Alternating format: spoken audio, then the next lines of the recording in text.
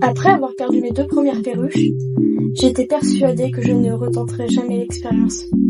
Mais aujourd'hui, je suis là pour vous raconter comment, après toutes ces années, j'ai décidé de faire confiance à nouveau et comment ça s'est passé avec mes 2 nouvelles calopsies.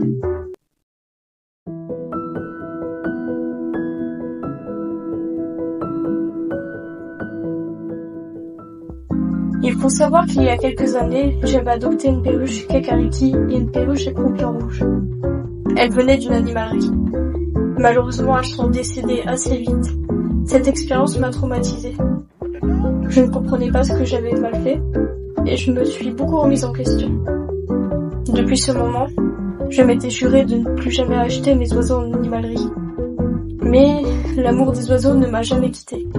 Et récemment, après m'être beaucoup renseignée et avoir repris confiance, j'ai décidé de retenter l'expérience.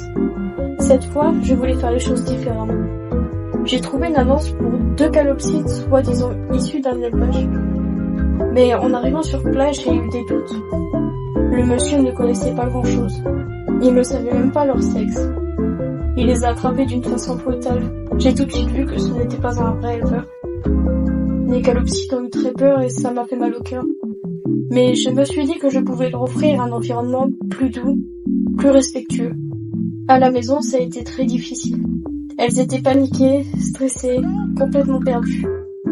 J'ai donc repris les bases, créé un environnement calme, les laisser m'observer, leur parler doucement.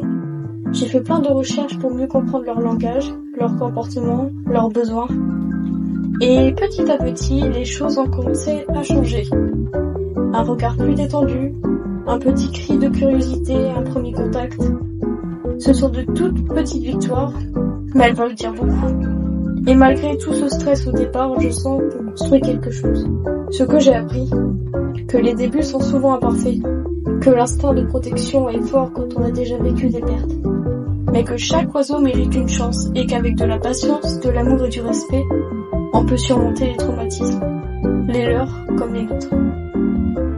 Si vous êtes comme moi passionné mais parfois découragé par les mauvaises expériences, sachez qu'il est possible de recommencer. Ce ne sera pas parfait, mais ce sera sincère. Merci d'avoir écouté mon histoire. Et si vous voulez suivre l'évolution de mes 2 calopsites, abonnez-vous. Je partagerai plein de moments, d'astuces et de progrès.